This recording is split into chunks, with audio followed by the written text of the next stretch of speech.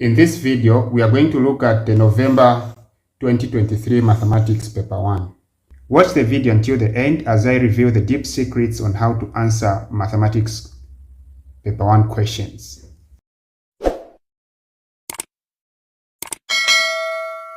Question 1 says evaluate. So to evaluate means you need to work out and find the actual value. Okay, so when you look at this question, it's a very good example of a question where you are supposed to apply the laws of indices.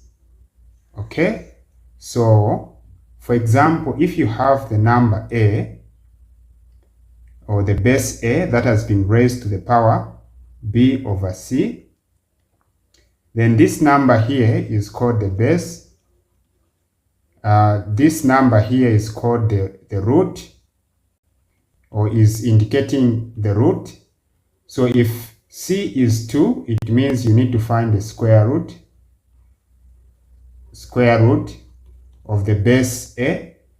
If it's a 3, it means you need to find the cube root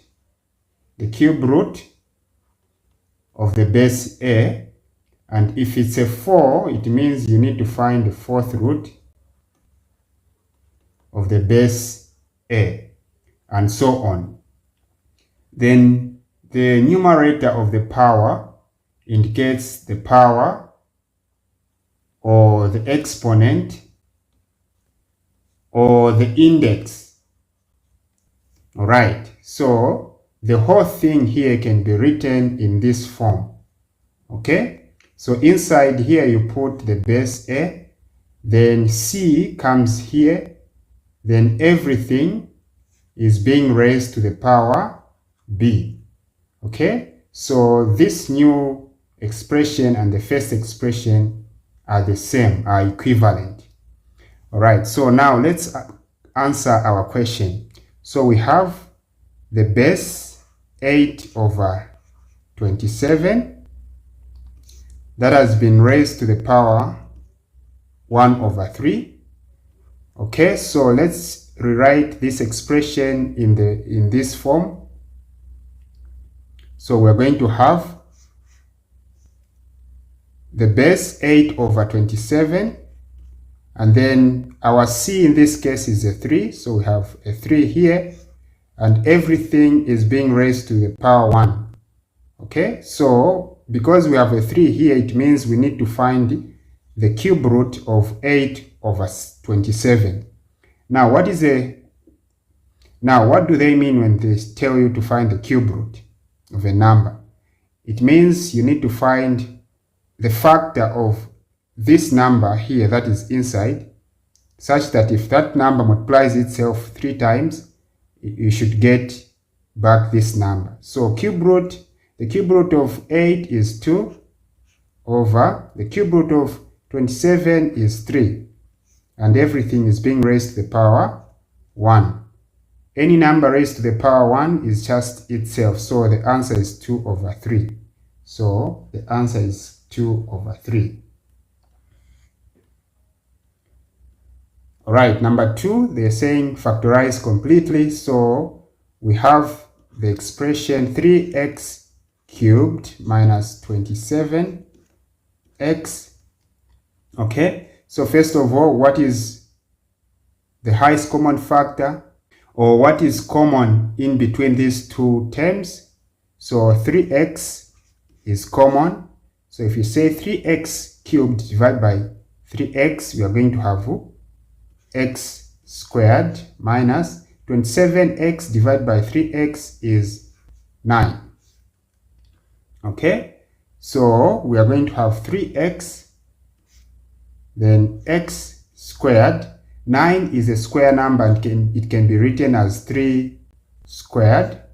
So when you look at what is in the brackets, it's in the form of difference of 2 squares. X squared is a square number, and 3 squared is a square number. So we are going to say 3x, open brackets like this, and then plus minus x squared. The square root of x squared is x you write it here and also write it here. The square root of 3 squared is just 3. You write it here, you also write it here. So the answer is 3x, x plus 3, x minus 3. All right. The third question says simplify. When they say simplify, it means something is looking big. You need to make it look easy. Okay, so let's just rewrite this expression. We have 2a minus 5b a minus b plus ab. Okay, so when you look at this expression, you have this part here that has brackets. So you should aim at working out the brackets or expanding the brackets first. We are going to open the brackets by multiplying this outside term by everything that is in the brackets. Okay? So we are going to have 2a, then negative 5b times a, you are going to have negative 5ab. So take note, I'm saying negative 5b. I'm multiplying together with a sign. So again, negative 5b times negative b to be positive 5b squared, then plus ab, the ab, this one here. Okay, so at this time, you collect like terms together. So this term has AB and this term has AB. So we're going to have 2a, negative 5ab plus AB is minus 4ab. Then do we have any other terms that are common or that are like? No. So meaning this comes here, 5b squared. So now this is the final answer because it's in this expression is in its simplest form. So you have 2a minus 4ab plus 5b squared. Okay, let's look at number 4. Number 4 says the point A has this coordinate and the point B have the midpoint 4, negative 2. Find the coordinates of AB. Okay, so it's very useful when you are given such a question to come up with a sketch. Okay, so point A is at negative 5, 3. So we are going to assume that this is negative 5. Then 3 is here. So meaning point A is here, negative 5, 3. So this is where point A is. You can join this to the origin, which is O, okay? And then they are saying this point here, 4, negative 2, is a midpoint of this line. So meaning this line continues to go like this, okay? So the midpoint is just the middle of this line. So we're going to assume that we're going to label we're going to label this 4, negative 2. So we're going to assume that 4 is here, then negative 2 is here, so negative 2. So we're going to assume that the midpoint is here, 4, negative 2. I'm writing this so that you see what is going on. Now, this is A, meaning B is here. They are looking for, we are told to find the coordinates of B. Okay, so now how do we find the coordinates of B? We're going to find the coordinates of B by using the formula for finding the midpoint of a line. So since we are dealing with a line AB, we are going to say midpoint of the line AB is equal to, so here at point A we have x in A, then y in A. Then here we have x in B and y in B. So the midpoint is going to be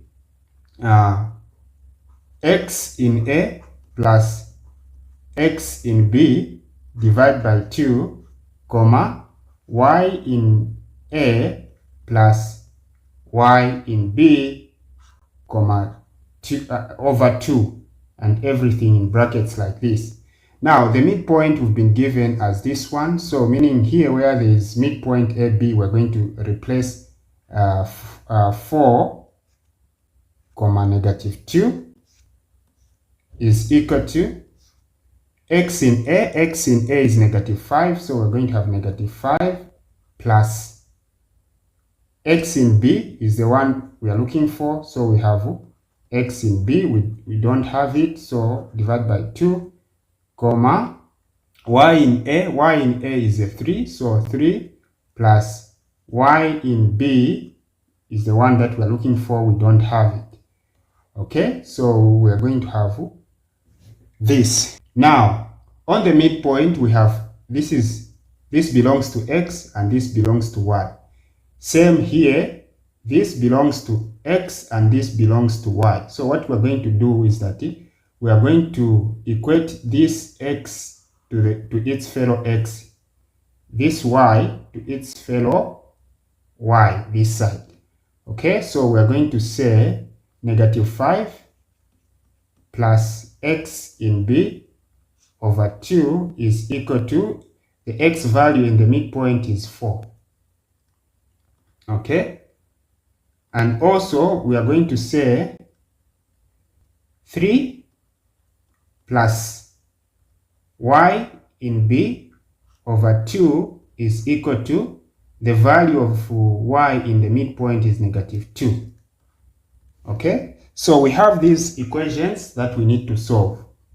Okay, so I'm going to solve them here for the sake of space. So since on the left you have a fraction, so we're going to cross multiply. So we're going to have 1 times z, negative 5 plus xb, we're going to have negative 5 plus x in b is equal to 2 times 4 is 8.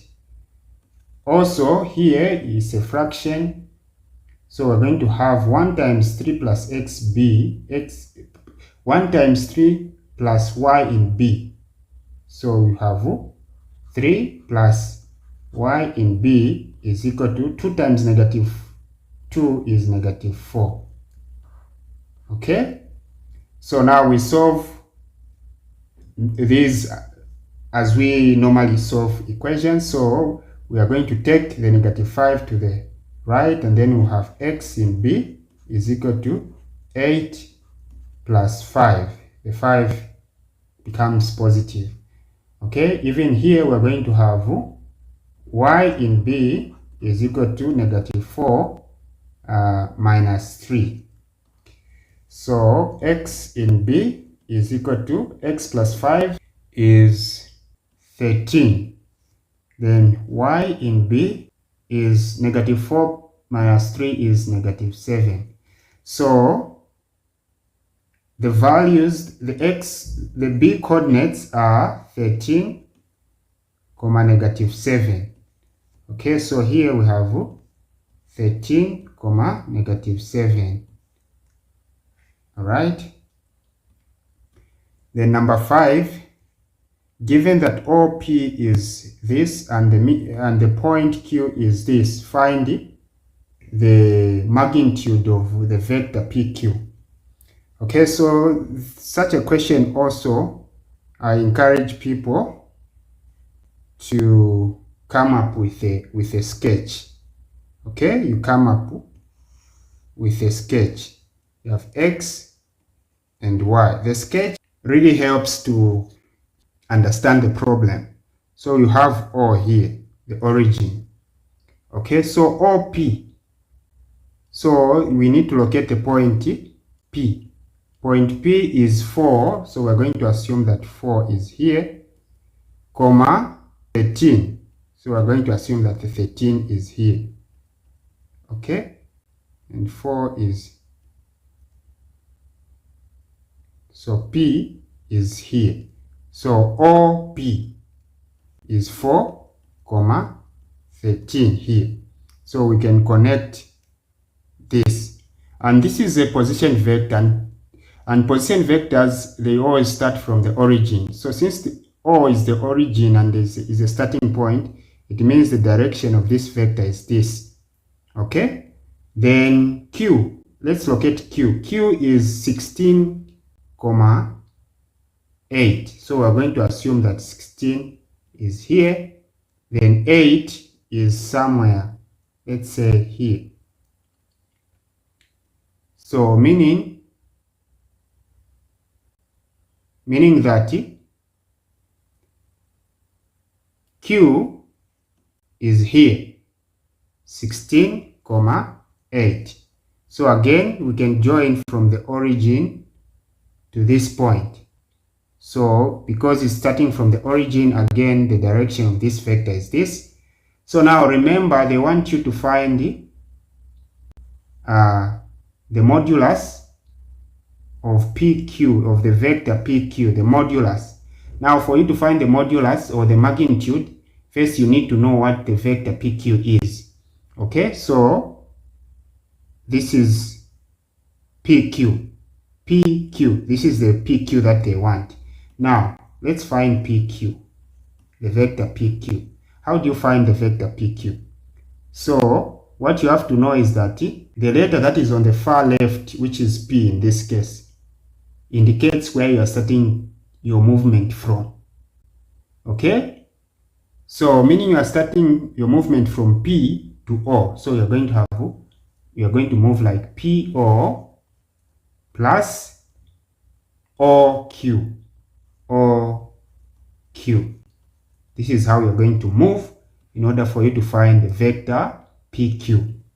Okay? So PO, remember, when you are going along with the direction OP, the vector is positive. But since you're going against the direction PO, it means the vector is going to be negative. Okay? Negative 4, 13. Okay? 4, 13. Then plus OQ. OQ is 16. So we have 16 and 8. Okay?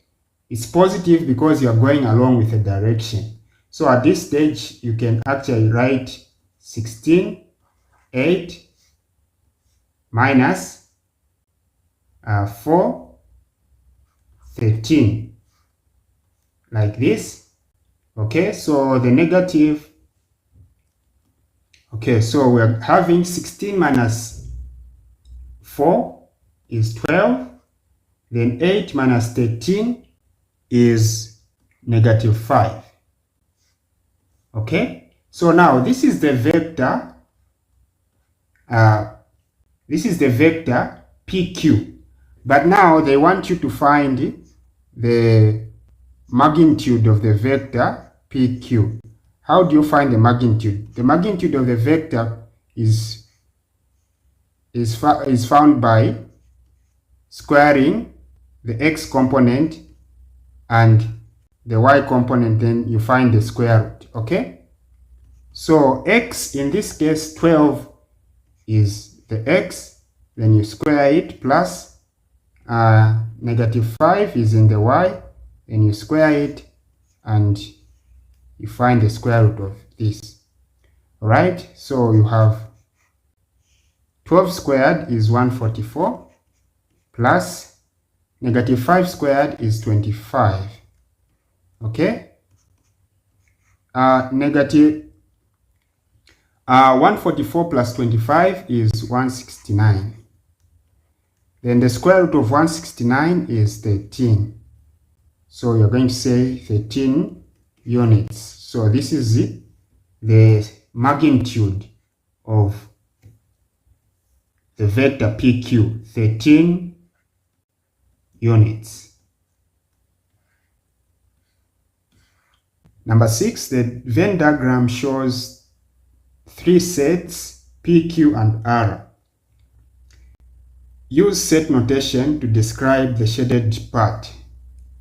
Okay, so this is the shaded part. All right, I can tell you that the shaded part is indicating P intersect Q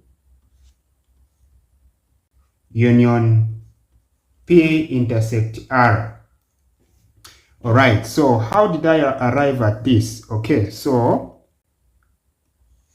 we have these three sets. We have these three sets: set P, set Q, set R. Okay, so now if we were to shade P intersect Q, P intersect Q is this part here. This is the intersection of the set P and Q. Now, what about P intersect R? P intersect R, it's this part here. All right. Now, if we say P intersect Q, then the union, if we say union of a set or union of two or more sets, it means all those elements that are making those sets. So we are combining the intersections. Okay, so P intersect Q union P intersect R. So that's how this was arrived at. Number 7, given that the matrix A is that and B is that, find A. So, part A, they want you to find A transpose. The transpose of a matrix means you need to interchange the rows with columns. So the horizontal arrangement of numbers is indicating the rows, and then the vertical arrangement is called the columns. Okay, so A transpose, they want you to change this horizontal arrangement of these numbers into a vertical column. Okay, so we are going to have 1, 2, 4. So this is the transpose of the matrix A. All right, at B, they want you to find the product of the matrix A and B. Okay, so the matrix A is 1, 2, 4, then multiplied by the matrix 3, 0, 4. So when multiplying matrices, you multiply row by columns, row by columns. Okay, so we are going to start. We are going to have 1 times 3, so 1 times 3 plus 2 times 0 plus 4 times 4, and everything in big brackets like this because we are dealing with matrices. So 1 times 3 is 3 plus 2 times 0 is 0 plus 4 times 4 is 16. 3 plus 0 is 3 plus 16 is 19. So this is the matrix they wanted. Okay,